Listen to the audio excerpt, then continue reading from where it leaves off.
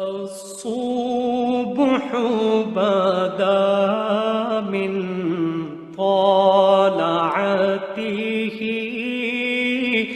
والليل دجا بسم اللہ الرحمن الرحیم۔ آج پوری دنیا کے اندر خواتین ڈے منایا جا رہا ہے۔ پوری دنیا میں خواتین کے حقوق کی بات کی جا رہی ہے۔ یہ بہت ہی اچھی بات ہے۔ خواتین کو ان کے حقوق ملنے چاہیے جو ان کے جائز حقوق ہیں۔ سب سے زیادہ حقوق خواتین کو اسلام نے دیے ہیں۔ آج میری بہنیں میرا جسم میری مرضی کا نعرہ لگا کر، کبھی لال لال کا نعرہ لگا کر بے حیائی کو پروموٹ کرنا چاہتی ہیں۔ وہ اسلام کے دائرے سے نکل کر بے حیائی کے دائرے میں آنا چاہتی ہیں۔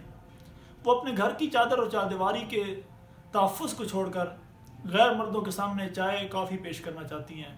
بسوں میں اور جہازوں میں وہ اپنے آپ کی نمائش کرنا چاہتی ہیں۔ ان بہنوں سے گزارش ہے کہ سب سے زیادہ آپ کو عزت اسلام نے دی ہے۔ آپ کے حقوق کا خیال سب سے زیادہ اسلام نے رکھا ہے۔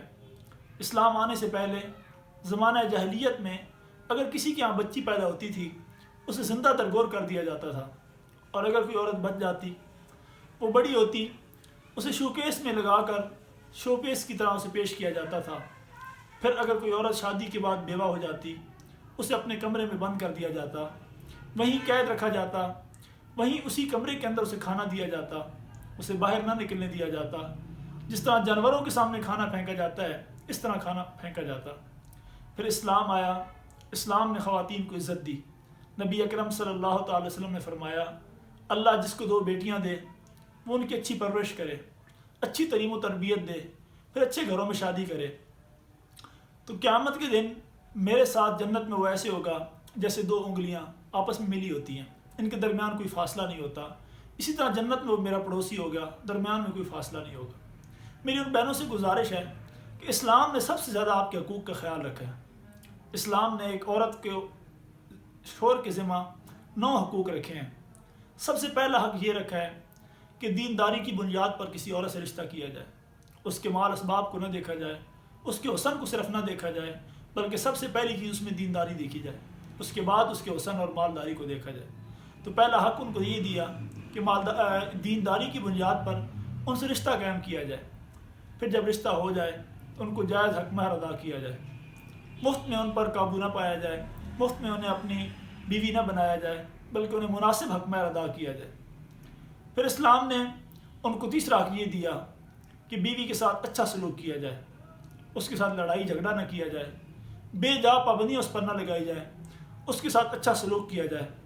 نمبر 4، اس کے عیب تلاش نہ کیے جائیں۔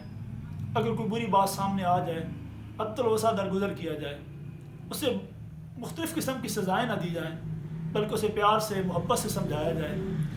پھر جو خود کھائیں اس کے لیے بھی کھانے کا ویسا بندوبست کریں، اور نمبر 6، جو خود پہنیں اس کے لیے بھی پہننے کا ویسا ہی بندوبست کریں۔ بلا وجہ اسے گھر سے نہ نکالیں، بلا وجہ دھمکیاں نہ دیں، میرے گھر سے نکل جاؤ، دفع ہو جاؤ، مجھے تمہاری ضرورت نہیں ہے، ایسے جملوں سے باز رہیں۔ اور اس کے ساتھ ساتھ بیوی اور اس کے رشتہ داروں کے ساتھ اچھا سلوک کریں، اور اس کو اپنے والدین کی ملاقات سے نہ روکیں۔ یہ 9 حقوق ہیں جو اسلام نے ایک شوہر کے ذمہ لگایا ہے کہ بیوی کے اس پر حق ہے۔ میری بہنوں سے گزارش ہے کہ اسلام کے دائرۂ کار کے اندر رہتے ہوئے اپنے حقوق ضرور منوائیے۔ اللہ تعالیٰ میرا، آپ کا، ہم سب کا حامی و ناصر۔